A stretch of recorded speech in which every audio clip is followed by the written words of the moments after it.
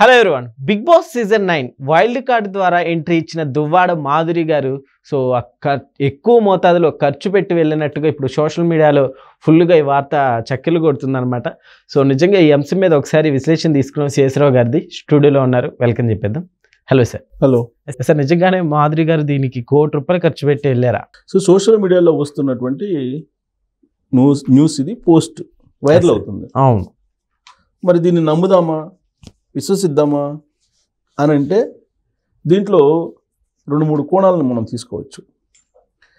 ఇప్పుడు దివ్యల మాధురి, దువ్వాడ శ్రీనివాస్ వీళ్ళిద్దరూ adultery love, ఈ అడల్టరీ లవ్ ఎలా ఉంటుంది అనేది తెలుగు ప్రేక్షకులకు అందరికీ చూపించారు, తెలుగు సమాజానికి చూపించేశారు. నెక్స్ట్ లెవెల్ ఏంటంటే బిగ్ బాస్ హౌస్ అనేది వాళ్ళు ఏంటంటే బిజినెస్లోకి దిగారు. ఫస్ట్ పాలిటిక్స్, బిజినెస్, పాలిటిక్స్లో ఉన్నారు. పాలిటిక్స్ తర్వాత వాళ్ళు బిజినెస్ స్టార్ట్ చేశారు. తర్వాత సెలబ్రిటీ హోదా కావాలని చెప్పి వాళ్ళు అలవాటు పడిపోయారు. జనరల్గా ఎలా ఉంటుందంటే ఈ సోషల్ మీడియాకి సంబంధించినటువంటి టేస్ట్ ఎలా ఉంటుందంటే, ఇప్పుడు కొంతమంది ఒక స్వామీజీ ఉన్నాడు, ఈ మధ్య ఆయన వీడియోలు పోవట్లా. ఆయన ఎవరు ఆ స్వామీజీ అంటే నేను ఆయన పేరు చెప్పదలుచుకోవట్లేదు, ఎందుకంటే ఆయనకి నేను వ్యూస్ రావాలని కోరుకోవట్లా. ఎందుకంటే ఆయన ఏమంటాడు, శుక్రవారం రోజు స్కాచ్ కొడితే శుక్రగ్రహం బలపడిద్ది అని అంటాడు. అది చెప్పాడు. తర్వాత యోని పూజ చేస్తే కలిసి వస్తుందని చెప్పేసి కామాఖ్య దేవాలయాలకు తీసుకెళ్తారు. అది కొన్ని రోజులు చూసిన తర్వాత కామాఖ్య టెంపుల్లో ఉండేటువంటి వాళ్ళు అతను తరిమి కొట్టారు. ఇప్పుడు ఏం చేస్తున్నాడు, ఆయన మళ్ళీ వామాచారం అది ఇది అని చెప్తూ రకరకాల వీడియోలు పెడుతుంటే ఇప్పుడు 100-150 కన్నా పోవటంలా. ఇంతకుముందు లక్షల్లో పోయాయి, 100-150 కంటే పోవట్లేదు. దాంతో ఇప్పుడు నీళ్ళల్లో తేలాడుతూ ఒక వీడియో పెట్టి చేశారు. సో అంటే ఆ టేస్ట్, సోషల్ మీడియాలో టేస్ట్ అది పోయినప్పుడు పిచ్చెక్కిద్ది. మామూలుగా ఆ పిచ్చెక్కిన తర్వాత పిచ్చెక్కి శాస్త్రాలు ఆ నీళ్ళల్లో ఉండడం, తేలటం, ఇట్లా రకరకాల జిమ్మికలు చేస్తుంటారు. ఇప్పుడు అలాగే దువ్వాడ మాధురి, అలాగే దువ్వాడ శ్రీనివాస్, వీళ్ళకి ఏంటంటే సోషల్ మీడియాలో ఉండడం, సోషల్ మీడియాలో కామెంట్లు చూడటం, వాటిని అనుభవించడం, ఇవన్నీ అలవాటైపోయారు. సెలబ్రిటీ హోదా, జనాలు మన గురించి అనుకోవాలి, అది పాజిటివ్ కానీ నెగిటివ్ కానీ అనేటువంటి ఒక ట్రాన్స్లోకి వెళ్ళిపోయారు అని అనిపిస్తుంది. దీని మీద నేను ఒక సైకాలజిస్ట్ని కూడా అడిగా, ఏంటి వీళ్ళ వ్యవహారం అనేది. వీళ్ళకి అది కిక్ ఇస్తుందండి. ఆ కిక్ తగ్గినప్పుడు వాళ్ళు అసలు మనం ఏంటి అనేది ఆలోచిస్తారు. ఇప్పుడు ప్రజెంట్ వాళ్ళని సోషల్ మీడియాలో రకరకాలుగా ఎక్స్పోజ్ చేస్తున్నారు కాబట్టి వాళ్ళకి కిక్ ఎక్కుతూ ఉంది. సో కాబట్టి మనం వాళ్ళని ఇప్పుడు ఆపలేము అని చెప్పి. సో ఆ కిక్లో నీకు నెక్స్ట్ లెవెల్ ఏంటి, Bigg Boss show. So Bigg Boss షోకి వెళ్ళడానికి యాక్చువల్గా ముందే వెళ్ళడానికి ఒక 4-5 నెలల ముందే ఇంటర్వ్యూల్లో బిగ్ బాస్ షో గురించి ప్రస్తావించారు. ప్రస్తావించినప్పుడు నేను శ్రీనివాస్ గారు లేనిది నేను రాను, మా రాజా లేని నేను వెళ్ళను అని చెప్పేసి ఓపెన్గా చెప్పారు. అవును, వెళ్తే ఇద్దరం వెళ్తాం అని అన్నారు. అంటే అప్పుడు మోడరేటర్ అన్నారు, మరి అక్కడ ఎలిమినేట్ చేస్తే పరిస్థితి ఏంది, ఒకళ్ళని అంటే ఒకళ్ళని ఎలిమినేట్ చేసిన ఇద్దరం వచ్చేస్తామని చెప్పారు. అంటే ఇద్దరు బిగ్ బాస్ షోకి వెళ్ళడానికి సిద్ధం అయ్యారు అనేది అర్థమవుతుంది. తర్వాత ఒకళ్ళే వెళ్ళారు. ఒకళ్ళు వెళ్ళేటప్పుడు హోస్ట్ నాగార్జున అడిగినప్పుడు ఏం చెప్పారు, బాండింగ్ గురించి అడిగితే ఇది నటన, అది రియల్ అని చెప్పి ఏదో చెప్పి వెళ్ళిపోయింది. వెళ్ళిపోయిన తర్వాత అక్కడ ఏ విధంగా నోరు బారేసుకుంటుందో మనం చూసాము. ఈలోపుగా దువ్వాడ శ్రీనివాస్ వార్నింగ్ ఇచ్చాడు.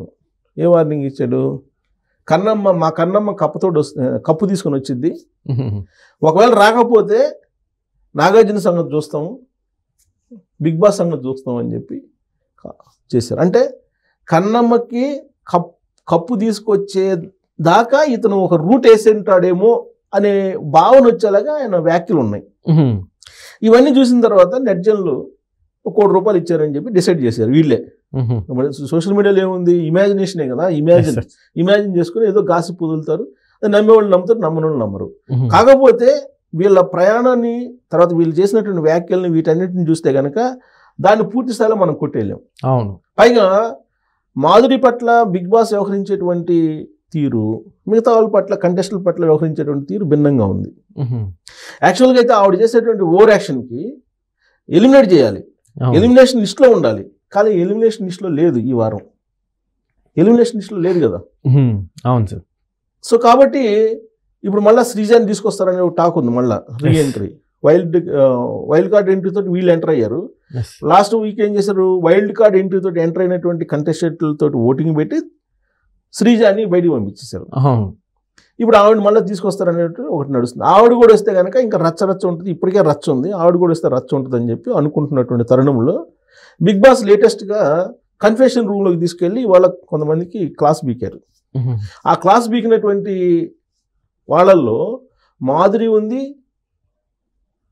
రమ్య ఉంది, ఇది పచ్చల రమ్య, ఇద్దరు ఉన్నారు. సో ఇప్పుడు మాధురికి నోరు అదుపులో పెట్టుకోవాలని చెప్పి బిగ్ బాస్ ఒక చిన్న చురకంటిచ్చారు. అలాగే రమ్యకి కన్ఫెషన్ రూమ్లోకి పిలిచి ఒక వార్నింగ్ ఇచ్చారు. ఏమిచ్చారు, నువ్వు ఎలా డిసైడ్ చేస్తావు, కళ్యాణ్ అలాగే తనుజ ఇద్దరు బాండింగ్ ఉందని చెప్పి నువ్వు ఎలా డిసైడ్ చేస్తావు అనేది. సార్ ఎవ్రీ వీక్ నాగార్జున గారు వస్తారు కదా సార్, అంటే ఈసారి ఫైర్ అయినట్టు అనిపించిందా? ఎందుకంటే ఈ వీక్ మనం చూసుకుంటే దువ్వాడ మాధురి గారు చేసిన నోరు గట్టిగా అందరి మీద గొడవలు పెట్టుకున్నారు.